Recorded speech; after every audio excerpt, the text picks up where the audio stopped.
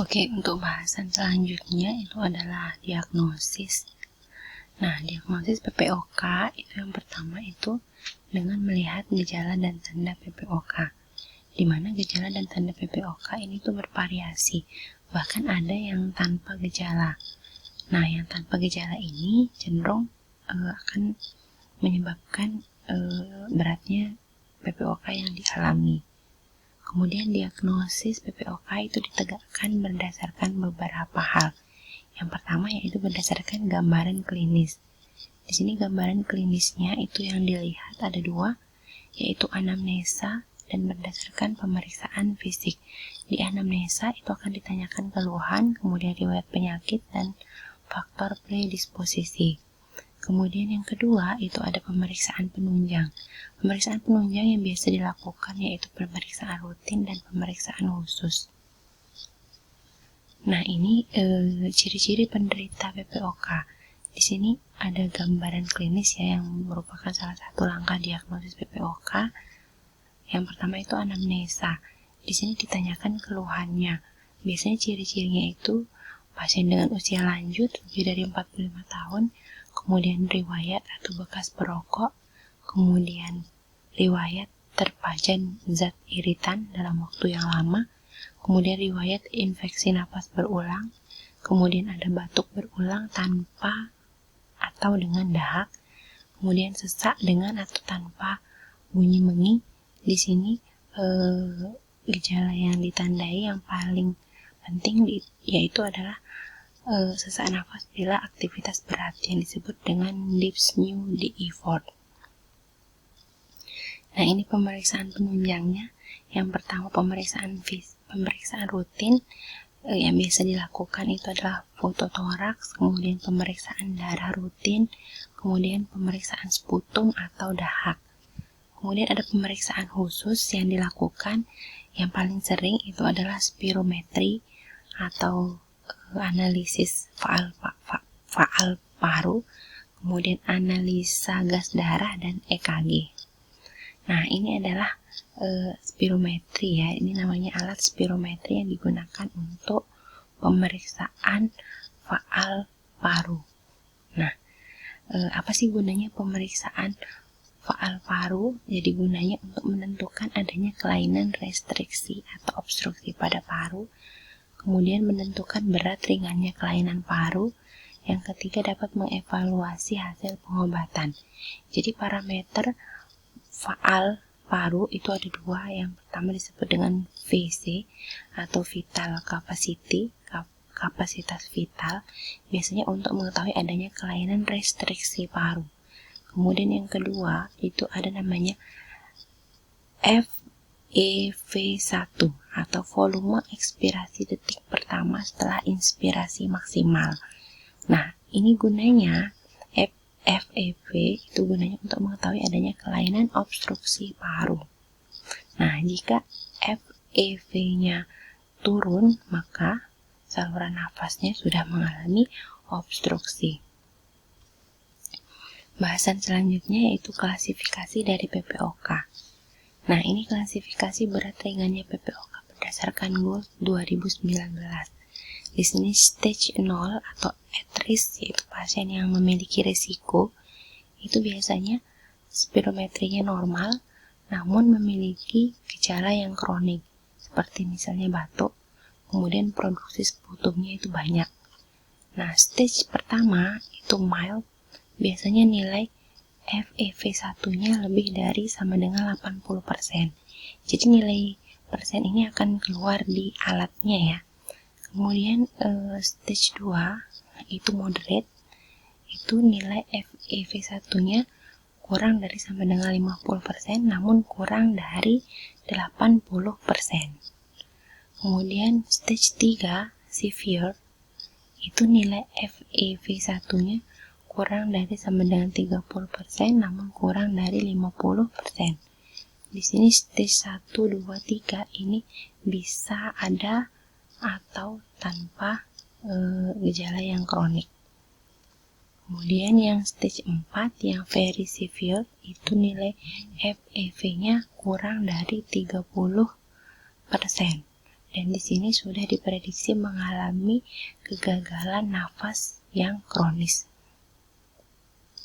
Kemudian pokok bahasan selanjutnya yaitu penata laksanaan PPOK. Nah, jadi di sini tujuan penata laksanaan PPOK itu kurang lebih ada 7. Yang pertama menghilangkan gejala, yang kedua mencegah progresivitas penyakitnya, yang ketiga meningkatkan toleransi aktivitas, yang keempat meningkatkan status kesehatan, yang kelima mencegah dan mengobati komplikasi, yang keenam mencegah dan mengobati eksaserbasi, yang ketujuh mengurangi mortalitas. Nah, jadi ini 4 komponen dalam manajemen PPOK berdasarkan dari GOLD. Komponen yang pertama yang harus dilakukan itu adalah assessment dan monitoring penyakit. Di sini penyakitnya itu harus dinilai dan dimonitor terlebih dahulu. Langkah-langkahnya yaitu, jadi untuk memonitoring PPOK itu kita menggunakan instrumen yang kadang disebut dengan CAT. CAT ini adalah COPD Assessment Test.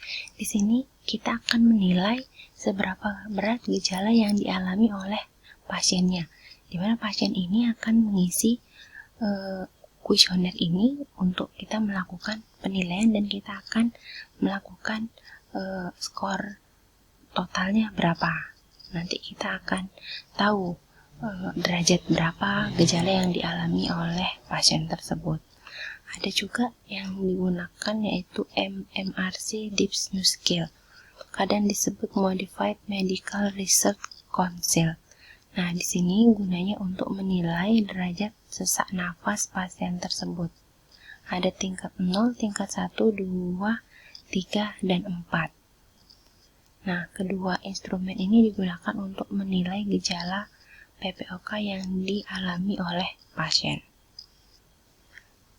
Nah, selain menilai gejala tadi, kita juga melakukan penilaian tingkat keterbatasan aliran udara menggunakan spirometri.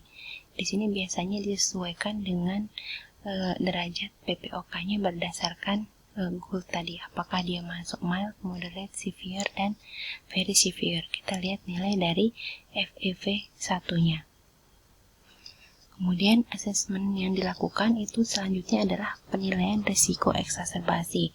Itu berdasarkan dari riwayat eksaserbasi dan spirometri. Nah, apabila pasiennya mengalami 2 eksaserbasi atau lebih dalam 1 tahun terakhir, atau FEV 1 kurang dari 50%, itu merupakan suatu indikator risiko yang tinggi.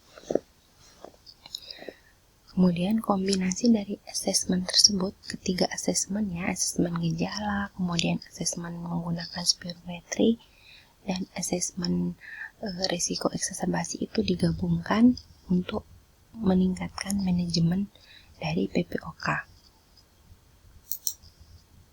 Nah, ini kombinasi asesmen dari PPOK.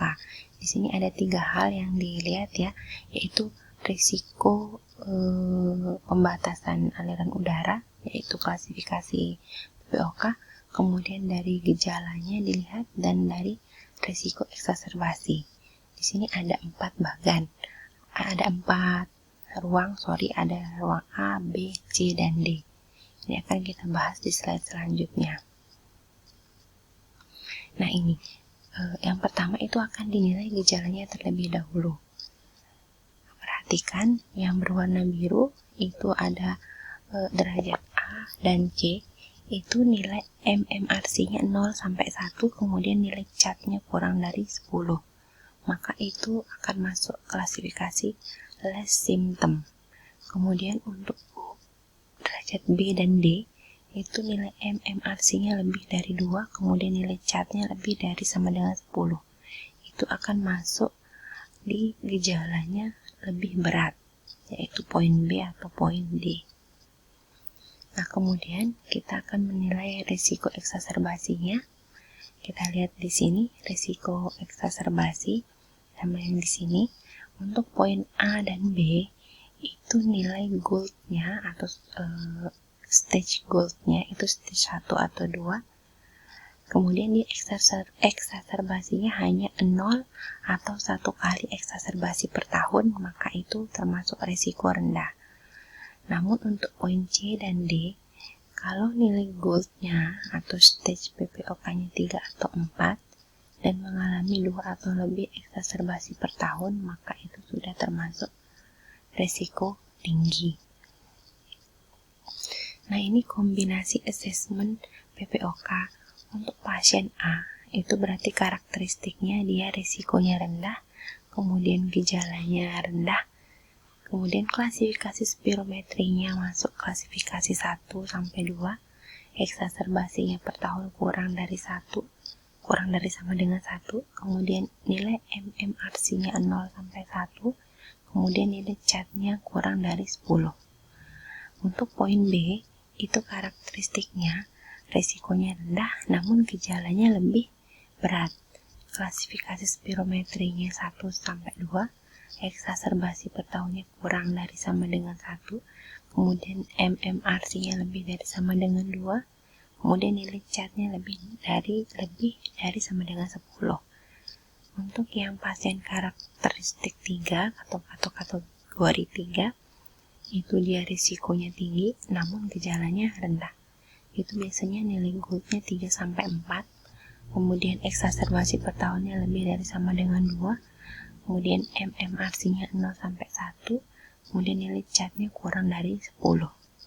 Nah, untuk pasien dengan kategori D, itu dia risiko tinggi dan gejalanya juga berat. Itu nilai goldnya 3 sampai 4, kemudian eksaserbasinya lebih dari sama dengan 2 per tahun, kemudian MMRC-nya lebih dari sama dengan 2, dan nilai CHAD-nya lebih dari sama dengan 10. Ya, ini adalah rekomendasi terapi utama ya untuk pasien berdasarkan karakteristiknya tadi.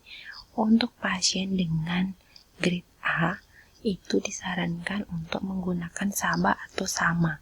SABA ini short acting beta agonis, kemudian SAMA ini short acting anti muscarinic ya. Ini digunakannya PRN hanya bila perlu. Kemudian untuk poin B, ini digunakan LABA atau LAMA. LABA ini yang beta agonis, kemudian yang LABA ini long acting beta agonis, kemudian LAMA ini long acting anti muscarinic. Maksudnya di sini anti muscarinic itu adalah yang antikolinergik. Kemudian yang bagian C di sini itu terapi yang disarankan itu kombinasi ICS plus LABA. ICS itu adalah inhalasi kortikosteroid dikombinasi dengan LABA long acting beta agonis atau LAMA. Kemudian yang poin D di sini kombinasi ICS dan LABA,